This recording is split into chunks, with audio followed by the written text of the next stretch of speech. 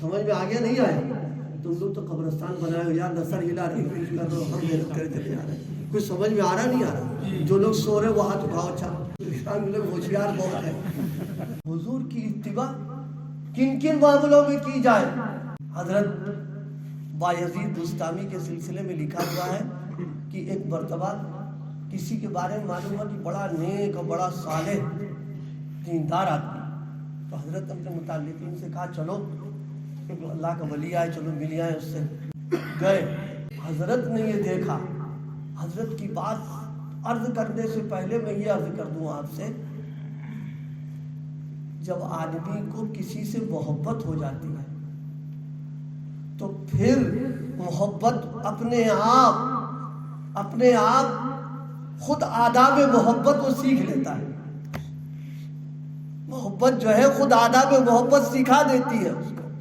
حدیث پاک میں حضرت نبی کریم صلی اللہ علیہ وسلم نے فرمایا کہ جس طرح اللہ کی تعظیم ہے، رسول اللہ کی تعظیم ہے، اسی طرح بیت اللہ کی بھی تعظیم ہونا چاہیے۔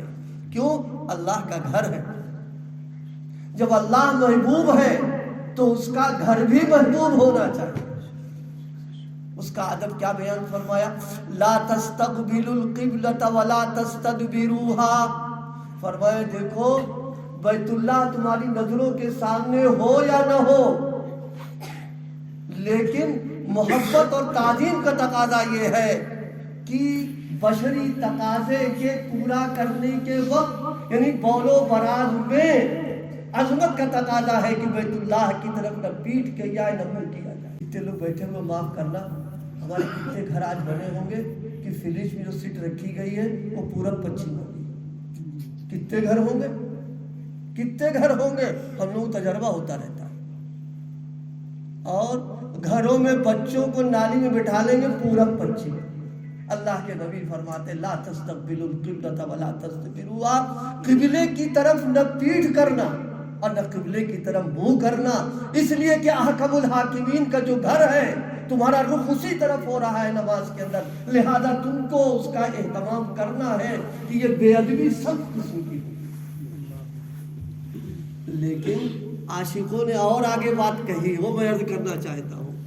سلوک کی لائن میں شیخ کا ادب اور بیت اللہ کا ادب بھی بیان کیا گیا ہے کہ بیت اللہ کی طرف تھوکنا بھی بے ادبی کی بات ہے، اور شیخ کدھر بہ رہا اس کے گھر کی طرف بھی تھوکنا یہ بے ادبی کی بات ہے، یہ محبت کی باتیں ہیں۔ حضرت تشریف لے گئے والا، دیکھا کہ وہ بیت اللہ کی طرف جدھر رخ ہے ادھر تھوک رہے ہیں، فرمایا واپس چلو واپس چلو۔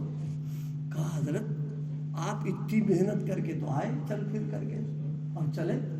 فرمایا جس آدمی کو محبت کے آداب سے واقفیت نہ ہو اور محبت کے آداب کی رعایت نہ کرے، اس کو ولایت کی ہوا کہاں سے لگ سکتی ہے؟